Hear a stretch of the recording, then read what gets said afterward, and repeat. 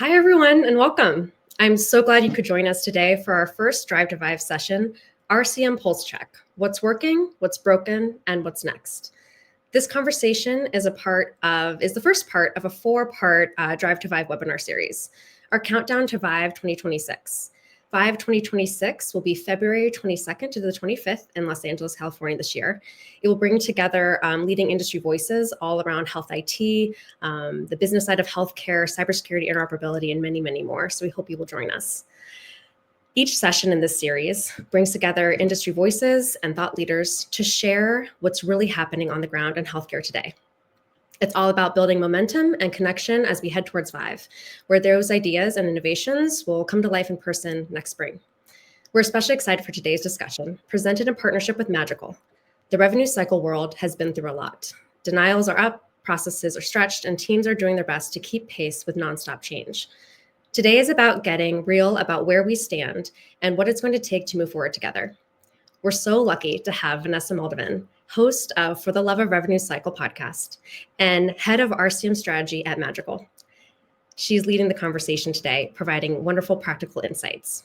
Vanessa is going to walk us through how focusing on denial prevention, education, and smart technology can help us fix what's broken and build what's next.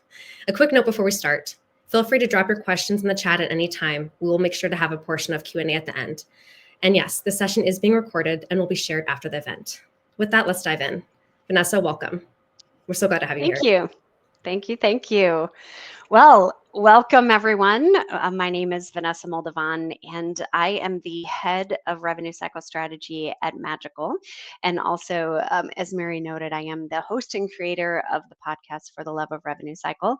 So excited to be here today, partnering with ViVE, Magical, all of us together to talk about something really, really, really important, which is the current status of revenue cycle, right? And it's the truth that we all feel. It's at a breaking point. Denials are rising, workflows are fragmented, teams are overextended, but it's not because people aren't talented or committed, but because our systems and our rules just keep shifting, and we patch the gaps with these, manual workflows. So in this session, I'm going to show you what's broken, which we pretty much have a good idea what that is, but then we're going to talk about what's working and what's next, which is what's really exciting. Most importantly, I'm going to give you a precise starting point that you can execute in the next 60 to 90 days. And if you lead a team, this will help you guide changes. And if you run the day to day, this is going to help you advocate for what works. So let's jump in to our first part, which is what's broken. When we start talking about this, it's funny because it's like kind of the next question is what's not broken, but we are going to narrow it down today. We got to keep it, narrow. We only have, half an hour or so to talk about this, but I feel like these are kind of key parts of the revenue cycle that are broken leading into our solutions that we're going to talk about today. But the first one is, that denials do continue to climb and processes do remain fragmented. The tech that we brought in to solve problems sometimes creates little, side workflows, manual interventions in between systems just to get through. Organizational realities add more fragments. And the result is time spent on this in between work instead of the work people are qualified to do. And then that downstream effect is that the denials continue to rise. We also see some of those denials rising because of, let's say it, the payers do continue to add to these reimbursement guidelines that we have to follow in order to receive reimbursement. And so sometimes, we have these non-preventable denials, we just can't. And to meet those qualifications that the payers have, we can't meet them. And sometimes, again, that leads back to the tech that we're using. So for example, we have electronic claims. We need to send claims electronically. It really is the most effective. But then we have some payers that require that documentation to go with that claim. That leads to a denial. So there are those situations. But then we have like preventable denials. Why do those continue to rise? Well, that kind of leads into this second part of what's broken, where teams are reactive instead of proactive. And it's because they are might be using outdated tools, they might have incomplete data, which leads into the lack of education that they have, the lack of knowledge that they have around the operations. But sometimes it's just they are just overextended, they've got too much on their plate, they can't possibly get it all done. And what we're sacrificing is the quality, right? So when you're being really reactive and you can't be proactive, that leads to more errors, which again, that downstream effect is leading to those denials, which continue to rise. And a perfect example of this is prior authorizations. The request for documentation increases, the requirements for prior authorizations increases. We're just trying to keep up with all of those changes, right? And it's really tough, and again, it can lead to those denials. One of the things about the revenue cycle, which I'm sure most of you know, is that there's a reason it's a cycle, right? There's a reason that it's visualized as as a circle, because everything that happens within it impacts another part of it. And so denials are they're definitely that downstream. So everything that's happening upstream is impacting downstream, which is why, again, I mean, we could spend a really long time, just on this particular part about what's broken. Um, but what's really important is that we we are able to um have the visibility into what's going on within the revenue cycle. And this is another part that is kind of broken and is leading to these challenges that we have within the rev cycle, is that we don't have that visibility. Root causes are essential to being able to identify how we can make improvements, right? So, how can you fix something if you don't know what's truly broken? And that's the key to root causes. And so, this is where leaders are really challenged: is they don't have that visibility. And we're going to dive a little bit more into some of this too. But I think that these are kind of cornerstones of what's leading to these challenges that we have, in the rev cycle. And I've been doing this a really long time, and it's like we see these little improvements that happen along the way.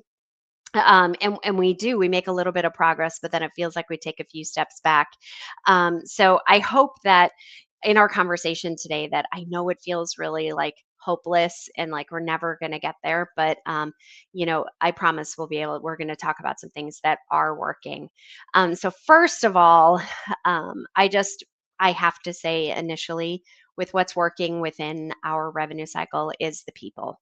And personally, I think that it's always been the passionate people across the industry that has made a difference in our revenue cycles. Every single time that we're going forward and that we're making improvements is because there's people that are working all throughout to find those solutions.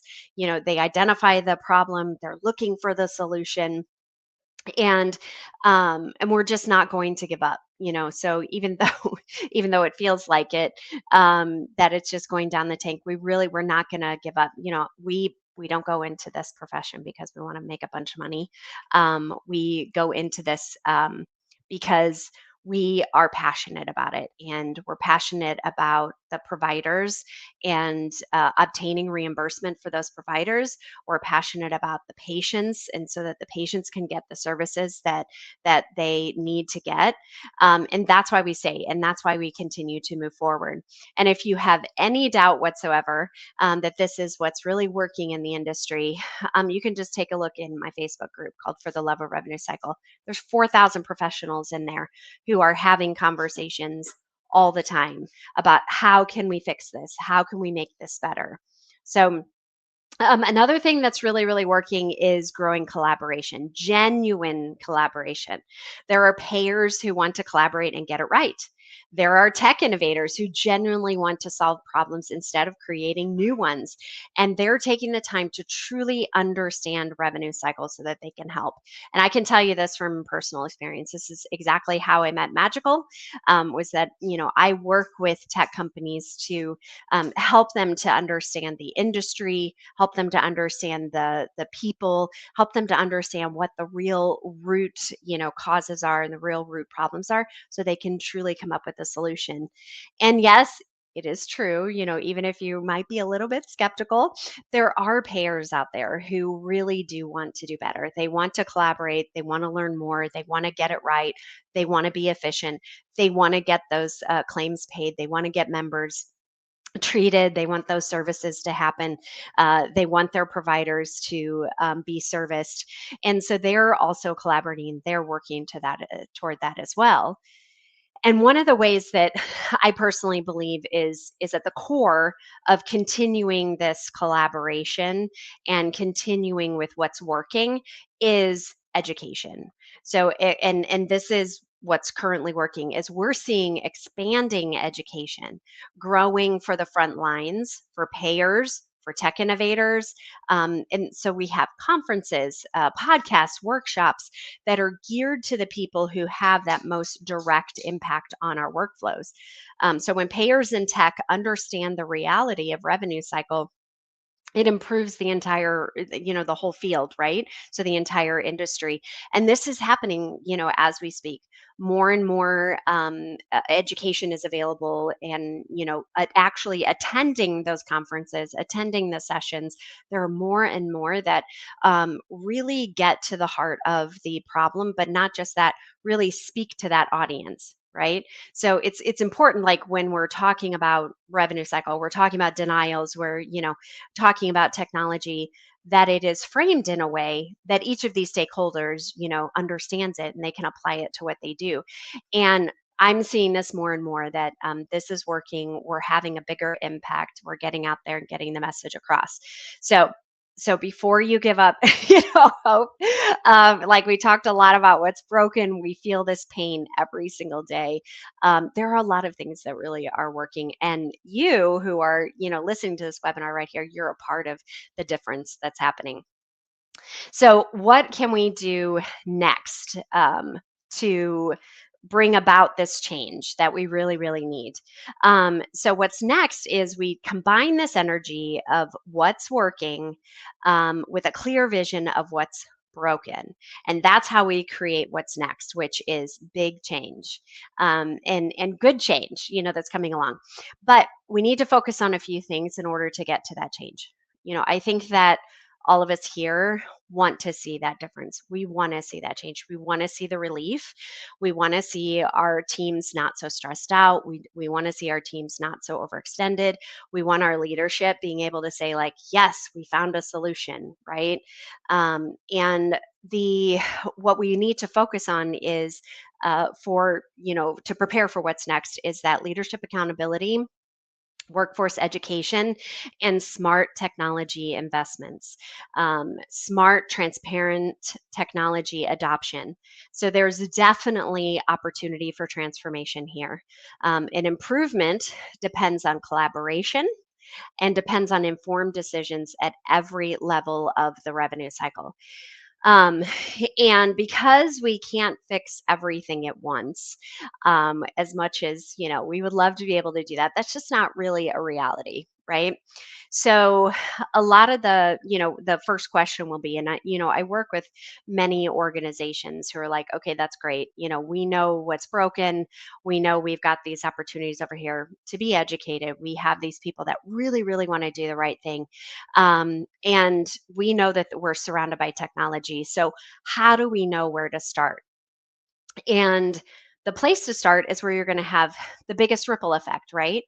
Is where within your revenue cycle can you take a look? Can you do a deep dive and have the biggest ripple effect within your organization and make some real change? Well, in my opinion, that is with denial prevention. Denial prevention has the biggest ripple effect within the organization, within the revenue cycle. Denial prevention is the highest leverage starting point because it impacts every function of the revenue cycle and improves reimbursement and efficiency. Denials force that upstream visibility. So they connect what happened in registration, coding, billing, bringing it back to the leadership decisions about processes and tools. So you can't fix what you don't understand, right? We already talked about that. So knowing root cause is critical, and that means segmenting those denials correctly, tying each segment to the actual process gap, and not some vague label, right? So with our denial prevention is kind of under this umbrella of denial management. Under denial management, we have denial prevention and denial resolution. And we could have a whole webinar on just like which one should we put more of our resources toward? Should we be, more of prevention or more of resolution? Because the fact is, right, our denials are increasing. We've got those denials out there that we need to resolve. But denial prevention, this is going to keep that bucket from getting bigger, right? And it has a focus on solving the problem, the actual root cause of it. So what I love about denials, and if you have followed me at all, listened to any of my workshops or my podcasts or anything, I'm a really big believer on how denials are really great barometer for the organization, the good, the bad, and the ugly, right? There is nobody that is left alone. Their story isn't told in the denials. We don't work in a silo when it comes to revenue cycle, and the denials, even though they're such a pain, right? I mean, obviously denial is a lack of payment. Nobody wants a lack of payment, right? But what's amazing is in this thing that causes so many challenges for us is also the root of where we can find solutions and where we can fix things, and which is what I think is the beauty of it. So when we're looking at the denials, we need to make sure that, and I'm not going to do a whole, this whole entire webinar isn't about a denial prevention project, but to give you some, takeaway and some action that you can, take back to your organization. When you look at your denials, remember that it's not just that bird's eye view. That's really important, right? So it is great to take a look at all the different reason codes, to take a look at it by payer, to take a look at location, provider, all these different things. But we also need that deep dive. Root cause is really, really important. The reason that that we received a denial is different than what caused the denial. So being able to do a deep dive into what actually caused those different denial categories, that's what's going to allow you to go back and make those changes and give leadership the tools that they need in order to make those changes. um, so really needing to know, I just really want to emphasize here, right? We want to make sure that we're getting to root cause. I think sometimes, we look at the denial reports and we just see the denial reasons or we see the denial category, and then we go immediately to that area of the organization that denial category relates to immediately, right? So we might see a denial that looks like, oh, that's obviously coding. So we're like, the root cause must be coding. So we're going to go to the coding department, do a whole, education, uproot things, change the process, whatever, implement some technology. That may not actually be what's causing those denials. So really important to do those deep dives. But with your denial prevention, um, you will then put processes in place to make those changes, right, to prevent those denials. So the first part of this, which it isn't just like and all of a sudden let's jump in and make these changes. There are some steps to it. Okay, so first we need to really remember that real change starts with leadership. We need to, as leaders, we really need to stay informed about reimbursement trends, regulation changes, operational shifts. When leaders are informed, they can guide those teams through the change instead of reacting to it. So, I can tell you that in my career, which has been, a couple of couple of decades, but I know that I know people who work in rev cycle. I know the kinds of people who sit in those chairs. And yes, we've already talked about how passionate they are. But another thing about them is like they're really not afraid of change. They kind of live on that. They thrive on that, right? I mean, healthcare changes constantly. Reimbursement guidelines change constantly, billing guidelines, like things change on a regular basis. Even the operations within the organization, they change because something came up, and we had to change it. So, the very nature of what we do every single day, we're facing change all the time. And we go with those changes in order to get reimbursement for those services, right? So, why is it then that when we hear that leadership is going to change a process or they're going to implement technology, why is it that we're like, oh my gosh, freaking out about change? Well, this is a really interesting conversation because, and that's what leads us to like, this is why it starts with leadership.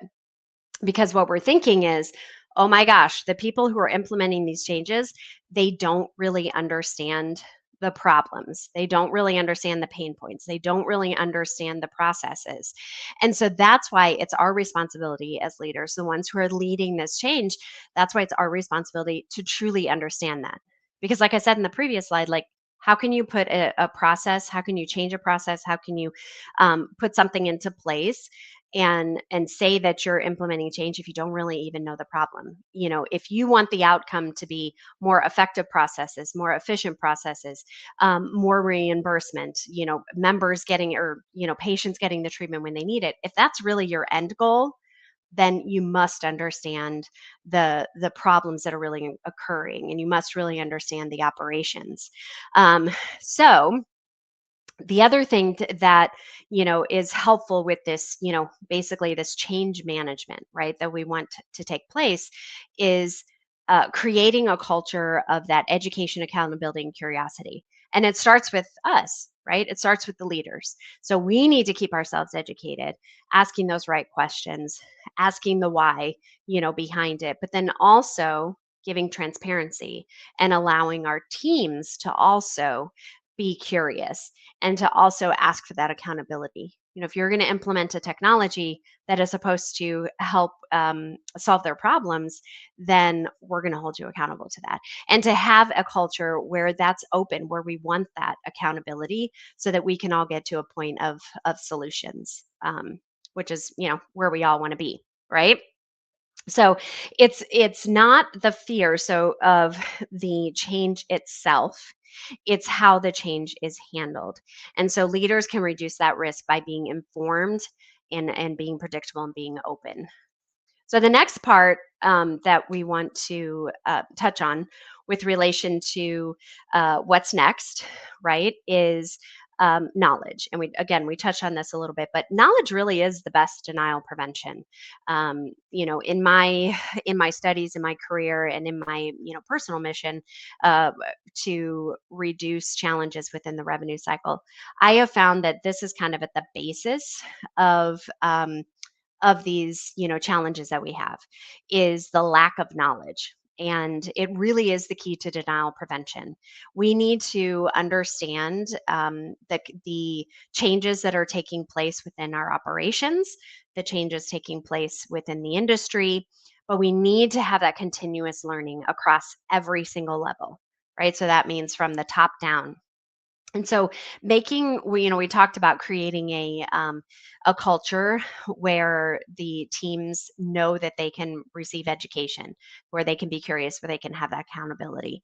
So making sure that we're attending conferences, that we're going to webinars, receiving certifications, listening to podcasts. There's so much that is available out there. That is what's going to help us with denial prevention as well.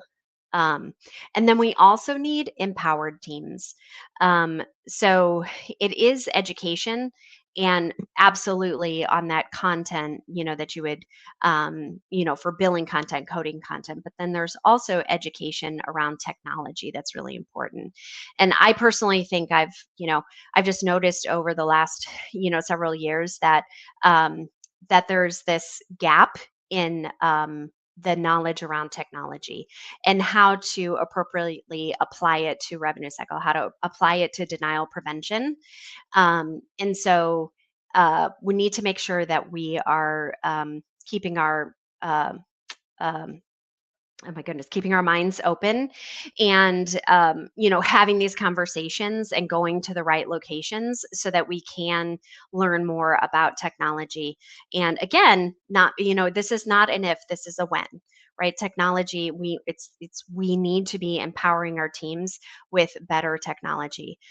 And then last, before we move into diving into that role of technology, within the revenue cycle, I do want to mention that networking is really key as well to knowledge or to denial prevention.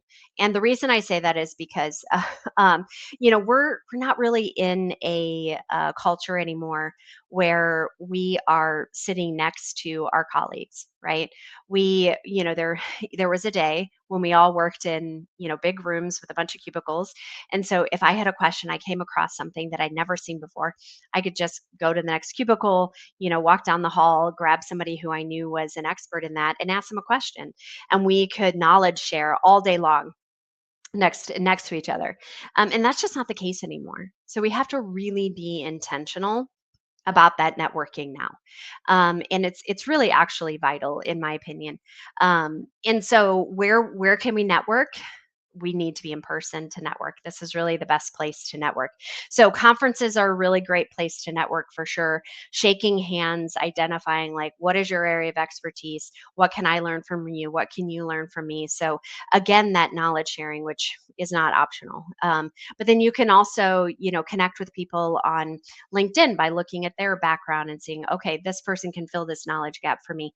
Joining, other groups that are out on social media, Facebook groups, Instagram, they're all out there. And finding people that you can connect with and network with is just so important because there is so much that we have to learn, so much that we have to keep up with. There's no one person who can carry all of this knowledge, in their head and who can keep up with all of the changes. So networking is so vital. All right. So now we're going to talk about the role of technology, right? That's what you've all been waiting for this whole entire time. If you know anything about ViVE, about the ViVE conferences, you know that to them, it is really, really important to bridge this gap between healthcare and technology and bring people together in the same room. And like I mentioned earlier, this is so vital that we be doing this now for our revenue cycles. So as we get closer to the ViVE 2026 event, I want to talk about being tech enabled, right? So and it's really key. That word is really key. Technology should enable. It isn't a fix all. We still need alignment with people, with processes, and with the product. People remain essential in revenue cycle. Healthcare reimbursement is complex and it's nuanced, and that is not changing anytime soon. So, if you care about compliance and you care about effectiveness, humans still have to be in the loop. This is really important. So technology enables us to do a better job. It enables us to have more effectiveness. It enables us to not have those, fragmented workflows. Right. It enables us to have cleaner reimbursement. It enables us to prevent denials. But in order to do that, right, in order to adopt this technology that's so, so important and vital for our revenue cycles, we've got to learn how to evaluate vendors. I mean, there's just no way around it, unless you have somebody, in your Rolodex per se, who is just, handing out the best of the best of the best to you, and you're like, great, I don't have to do anything. It really is important that we be able to evaluate vendors, and we need to be able to not only like understand the tech that they're talking about, but to be able to filter through the smoke and mirrors, right? What's the truth? What's not the truth? What is kind of just hype, right? It's maybe we're making it sound a little bit better than it actually is. Um, and again, we could have a whole entire session just on vendor evaluation.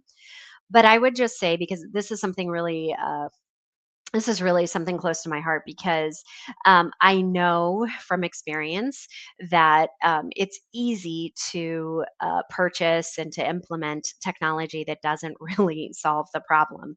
And it's too easy, right? Because we hear these presentations, we're like, that sounds great. They said that they were going to be able to solve my problem, and then we get to implementation, and it really doesn't actually solve the problem, and it creates more problems. So I would say that overall, again, even though there's a lot of aspects to it, I would say is be your own advocate. If a claim sounds too good, ask for the proof behind the numbers, ask for the formula, ask for a proof of concept. The impact of technology, it is real when you get it right, and not so great when you don't. So dive into that information. If they're making claims, make them prove those claims. Um, Historically, tech sometimes created new problems because selection didn't match the real process or the root cause. So, that is also why staying informed, which goes back to what we said earlier, and asking the right questions matters. And if you're the decision maker, right, but you don't necessarily really understand the process enough to identify whether it's really going to solve for that problem within the process, then bring on those experts onto the calls along with you, right? Because if they're the users, right, if they're the ones who are going to use the product, if they're the ones experiencing the problem every single day, bring them onto the call too. No one is expected, again, to know every single thing. Um, but make sure that you are asking those right questions, define what your outcomes are, and then choose those tools that are really going to support it. Um, Use technology to close those in between gaps so people can focus on the complex work only they can do. Do not focus on getting a technology that is going to be a fix all. We are not anywhere close. No technology is anywhere close to being 100% without people. And again, if your goal is for a positive outcome. But we still need people involved in this process. So I really encourage you to start with your evaluations, but remember that people still need to be involved.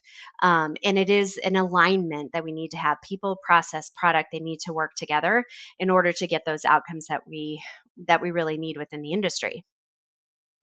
So we're just going to talk a little bit about technology because, of course, I'm here, with Magical. Very excited to be here with Magical, and there is a reason that I am with Magical. And I think I told you about myself. That I've been doing this a really long time. Diving into revenue cycles for a long time. My goal is to get them, working as best as possible, right? Getting to 100% as possible. And we talked about how to do that, we really need to focus on denial prevention. And I believe that the agentic AI technology that Magical creates and it is magical, blows my mind. I'm not a tech person, but I definitely see the outcome. And, I can see the accuracy that's just incredible, more control that you have, measurable impact. So coming from the perspective of a revenue cycle person, I mean that's what I am, not a tech person. Agentic I believe is what is really going to give us that flexibility that we need to solve these broken and fragmented workflows that we have all throughout our revenue cycle and start relieving this pain that we have. So probably wondering what the heck is agentic AI? Most people do. Most people have heard AI, that's going around everywhere. But I think what would be easier is if we do an analogy. I know for me, this was easiest to have an analogy for agentic AI. So first, you guys may remember, I'm not sure what the age groups are, on this call, but back in the day, we had MapQuest. So if we wanted to go to a destination and get there with the least amount of, turns and get there, the first time, MapQuest came out, I think it was the late 90s, early 2000s, and it was super, super exciting. You would print the directions and they were fine. They were totally fine, like you would go step by step by step until something changed. right? So if something happened on the roadway, traffic got, backed up and they start, having you go off and exit, you're like, okay, now what do I do? Right? It didn't have any type of flexibility. It was just you had to follow those steps. And if you didn't, then you just had to figure out a way to get yourself there if something else happened. Then came GPS, right? So then came like Google Maps and Apple Maps and such, and this gave us the capability to reroute if something happened. If there was a detour, there was additional traffic, it would allow us to reroute. And it actually like makes that decision for us, changes for us, every single time we make a wrong turn, it's rerouting. And that's really like the what you could think of as like the AI, um, in our analogy, is that brain that's behind that thinking in the GPS. And then agentic is kind of the next step, which is why we have this picture here of a self-driving car. So the agentic part of it, which agent, is inside of agentic, is the action that's being taken, is that agentic AI. And so if we think about, there's a lot of AI out there that makes our work easier, right? It can compile the information for us. It can put an eligibility response into a really great readable format, or even put that data together in a way that we've just never been able to see before, that makes it much easier for us to do our jobs. But the agentic AI takes the next step and it does it. It's the hands behind it all. And just like with the self-driving, right? So the self-driving car has the AI in its brain, that's making all the decisions and is able to contextualize, self-correct, adapt, all of that. And then, but it can actually do it for us. So we don't have to be behind the wheel anymore, listening to, Siri telling us turn left, turn right, right? It's actually doing it for us. So that is agentic AI.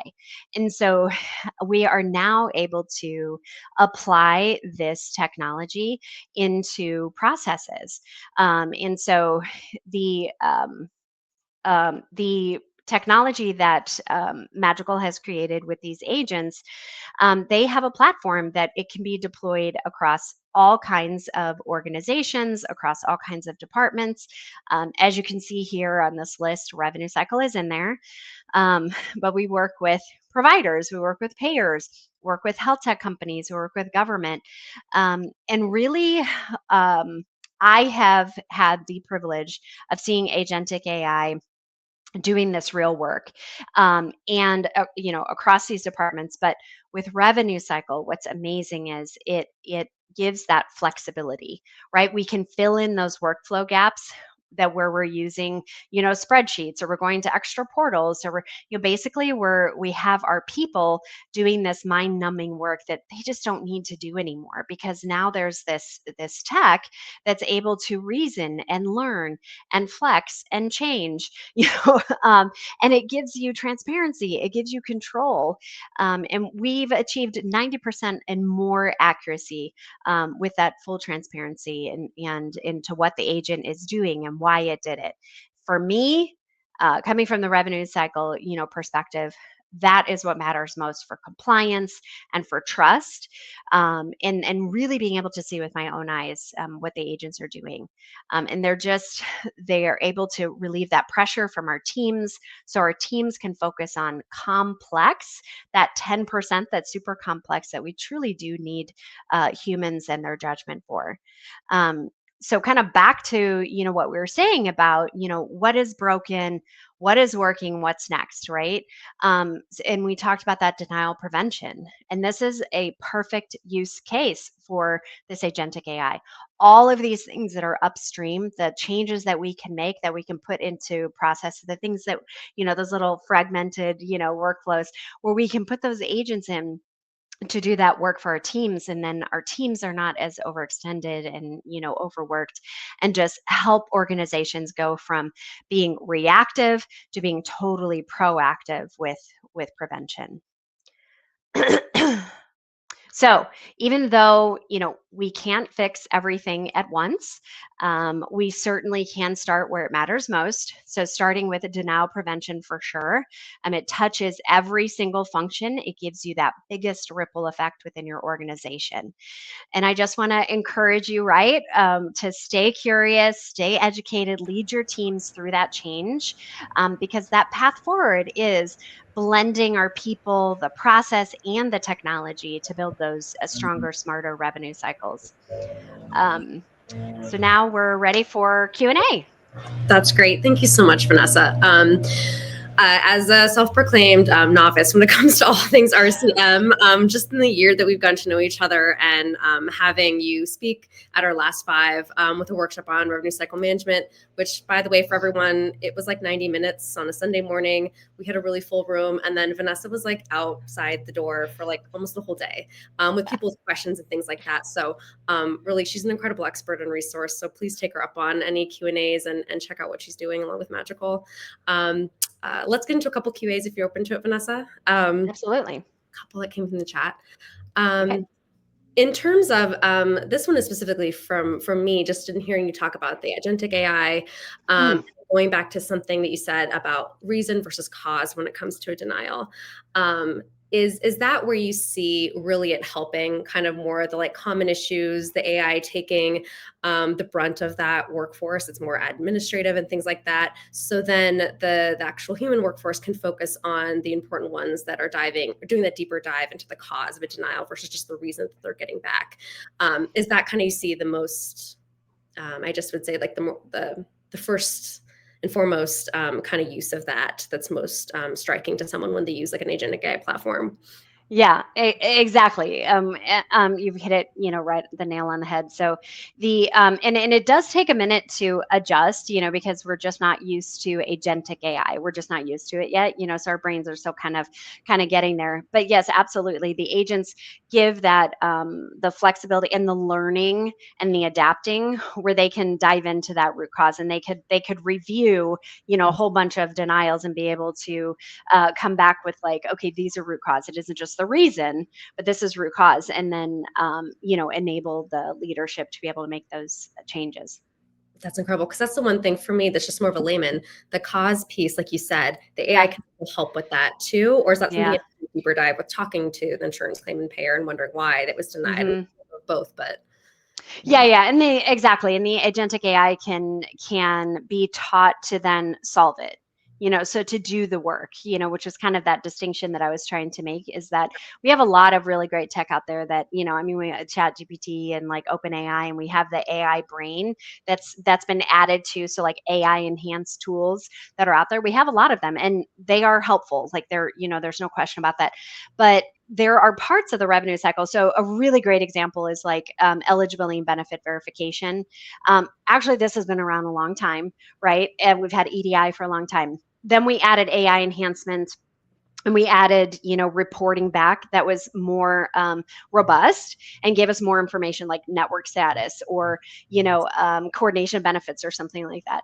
But we're still seeing the denials, and the reason is because we just don't have the people and the resources to take that information and then put it into the billing system, because that's what really prevents the denial. It's like, it's great to look at a report, but what prevents the denial is getting the information into the system, getting the patient accurately registered, the ID numbers correct, the primary, the secondary, all of that. That's what makes the difference. And that's where the agents add that additional step. And then you're not dealing with those, in the industry, we're still dealing with 50% of denials are eligibility and registration. And so we can make a big difference with that. That's incredible. I know you touched on the end and a little bit of the why revenue cycle is literally a cycle. You talked about the upstream things that need to be fixed before you actually get down to a potential denial. What's one upstream process that you think most organizations just ignore, but fixing it would dramatically increase, whether it's a quick fix or a more long-term one, really substantial? Honestly, I think it's the front end. It's before the patient is even seen by the provider. And the reason why I say that is because we are still dealing with most of our denials are because of what's happening before the patient is even seen. So we're dealing with like the eligibility and benefit verification, registration, prior authorization. This is stuff done even before the patient gets in the room, and is the majority of the denials and the lack of reimbursement just altogether, because you can get a denial, you can resolve the denial and get the money eventually. But there are some denials you cannot resolve. You're never going to get your money back, but they are preventable, on the front end. But honestly, there's so many steps and so many things that have to be done, and you have to get it right in order for that reimbursement to happen. And we just don't have the staffing anymore. We just don't have the people anymore. We don't have the expertise. We don't have the time. It's all those things to keep up, with changes as well. So I think that that's where, like, if we can just like pile those agents on there, in every organization, it would make such a difference in the entire industry with reducing denials. Yeah, I'm sure anytime we can reduce a little bit of burden on actual people that can focus on, like you said, the more complex problems. Hmm. At the end of the day, we are dealing with, people and providers that have Hmm. expense. There's real people at the end of all this, both on both sides, Yeah. and patients. Yeah, Um, for sure. no, that's great. As you think about the future of RCM teams, what's one skill you believe will matter more than anything else over the next 3 to 5 years? Something really kind of short term. Mm. Yeah, that's a really, really great question. And one that comes up often, right? Because people are like, I don't want to lose my job. I'm getting replaced. And it is true. Mhm. Agents do replace certain functions, right? So if you're doing that particular function. So I think that an important skill is actually being adaptable, and being open to that change and being open to learning more. I think as far as like a hard skill, to learn, would be to learn more about technology. Honestly, I mean, we. And I think I said this in the webinar. It's not an if, it's a when now. For a long time, it could be an if. We could get away with that. We Mhm. can't keep our doors open anymore, and so, excuse me. So, allowing yourself to be open to learning those skills of all kinds of technology. What is it? What's out there? Being open to that. Again, adaptability. Mhm. Even though it seems kind of weird, because like I said before, like healthcare changes all the time. Yeah. Right. And we kind of, the nature of our job, like we're changing all the time. But with these changes coming along, and that the root of it really is this tech, we need to be just more adaptable and open to Mhm. learning that. Yeah, I totally agree. And I really loved how you spent some time in the beginning about really talking about education, because I think that's Mhm. also important, right? Without, yes, you're understanding the tech side of things and how you can help complement that. Mhm. But also understanding the gaps still of that technology and being able to speak to it, not just to leadership, which is Mhm. the most important thing within your organization, but also the broader spec of what you're doing, other external Mhm. and stakeholders. So Mhm. that piece is really great. If there's anything, Mhm. if any revenue cycle management professionals listening or things like that, what is there, like a main certification or something on AI? Or I know you attend a lot of conferences. We just chatted about how you were Yeah. kind of back to back last week. Yeah. Yeah.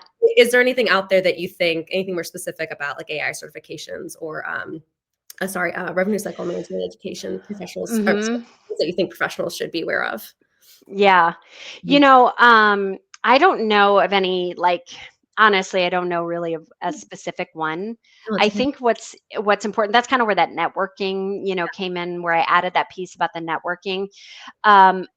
What we do is still diversified, even though there is definitely standardization. Like I can give you an RCM 101 course, right? But there's still a lot of diversification and nuances and complexities within particular specialties, and even geographic areas of the United States, right, with different payers and stuff. So I think that to identify where to start with that education, Mhm. is to ask your network. Ask those who are in similar environments that you are, who are pursuing careers or already in a career. Like, I want to do what they're doing someday. Connecting with them on, like, how did you get there? What did you do? What did you read? Where did you go? What did you focus on? Because even like with the conferences, like you go to Becker's, you're going to kind of get one focus of education. You go to HBMA, you're going to get another focus of education, right? And we can't go to, we shouldn't go to every single one. And it may not be applicable to you. But Sure. asking those in your network and colleagues and such, like what was most valuable for you, I think is really the best place to start. Mhm. Depend on each other. That's Yeah. great. And I know you have an over 4,000 strong group on Facebook that is still very engaged. So maybe that's a Mhm. good place to start if anyone It is is. just looking to kind of throw a question out or Yeah. networks maybe in the region or something. Yeah, and to just find like your person, right? I mean, there was back Well, in the day, right, when we had the cubicles, like we always had like I went to that person all the time because we both did PT or whatever. And so that's a great place to like find your person. Like, okay, I can see you work in a similar, organization. You're doing a similar, a specialty.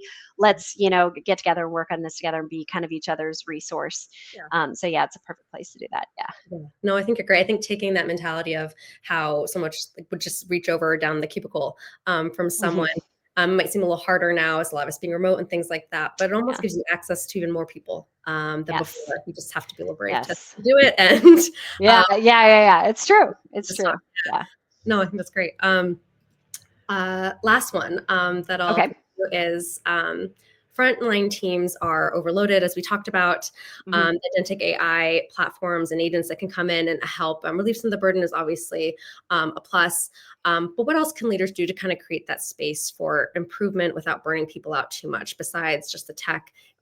Is there anything else that they can do instead of adding more work? Some people might say, well, that tech is great and might be able to help in the long run, but then I have to learn that and things like that, which sounds like a silly problem to have maybe if it's going to help in the long Hmm. run, but it can still be very overwhelming. We all have our own personal lives and Hmm. things like that. So Hmm. pouring something big into your professional day-to-day might just seem a little bit daunting. Is there anything Hmm. they can be doing or just be mindful of when Hmm. or things like that?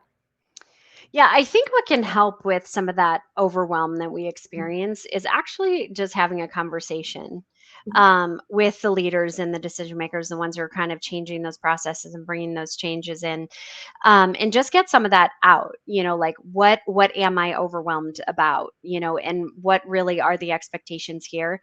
Because to be honest, like Mary, sometimes we create that overwhelm and it's not Right. real. Exactly. And we create it because sometimes the communication isn't great within the company, Right. and so they just keep telling us this is changing, this is changing, this is changing. It's like, oh my gosh, oh my gosh, oh wait.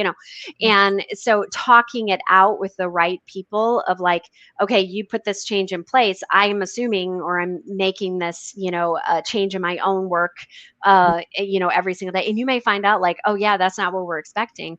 And on the flip side, the ones who are making those changes and the ones who are leading those initiatives may not even understand the impact of what they've done. So it opens up that mutual conversation to really get into alignment. And even though it may not change your workload, honestly it may not, Mhm. it really does help with like, well, at least they know, at least they at Mhm. least everyone is aware that I'm responsible for 1,000 claims in one day. At least I've told them like I cannot get through 1,000 claims a day. You know what I mean? That really helps to relieve that overwhelm and that stress. Communication is key.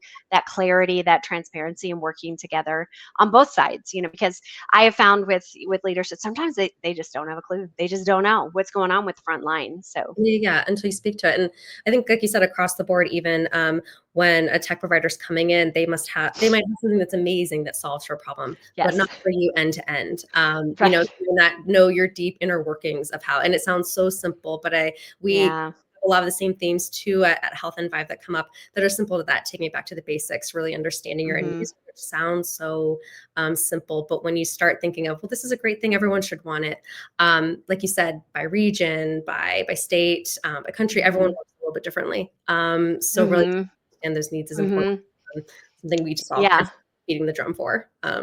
Yeah, and I think that brings up a really good point. It kind of goes back to, something I said that I hope people heard is that it's important to bring on to your initiatives, the people who are impacted by what you're wanting to do. Because you just may be, and this happens with tech companies too, like they've built something or they've added something to the product. They're like, wow, we're so excited about it. It's like, actually, you're causing 5 more problems, but they don't know, they're just like, they made this thing do this really cool thing. Yeah. And so bringing people along in the initiative who they may not be the decision makers, and that's fine, but they can inform really what the problem is. Are we truly solving the problem? If we are creating additional workflows, let's say, let's be sure that we're anticipating that, and not just, leaving it because we don't have that knowledge. Yeah, I think that's great. And one thing to kind of end on it as we start wrapping up and looking to the future of hopefully everyone joining us at ViVE in February, Hmm. but also wherever else you meet people at other events or networking opportunities. You know, everyone wants to get in front of the decision maker, which obviously that's so important and obvious, but bringing in those frontline workers, those that are maybe just a couple steps down, that are really in the Hmm. thick of it, are happy, I'm sure, to kind of tell you a little about their struggles. And then you Yes. in the waters, that's so important. Even if it's just one or two, to kind of really understand it before you go to that decision maker. You're just fully Hmm. Hmm. prepared. So I think that's a Hmm. good reminder. Yeah, for sure. Awesome. Absolutely. Awesome. Well, thank you so much for your time again, Vanessa. Yes. I know you're I incredibly love it. and Magical is very busy this fall too, but we're excited to be partnering with you guys again at ViVE. Hmm. Look out for the workshop that they will be doing for us as well at ViVE. So a lot more to come from Vanessa and Magical. So if you liked this and you found it informative, which I'm sure you have, and I definitely did, please make sure to grab your ticket for ViVE. We have a special discount for all of those that stuck with us to the end. The code is Drive to ViVE for a 1550 $1,550 off. I'll just make it that much more exciting to say the full amount. That's a discount off of your ViVE registration. So if you use it by tomorrow, you will get the best possible deal for ViVE. And we hope that you guys will come and attend and learn more with us.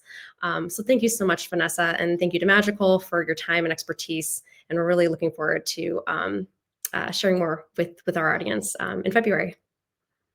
Great. We'll see you then. Thanks, everyone. Have a great day.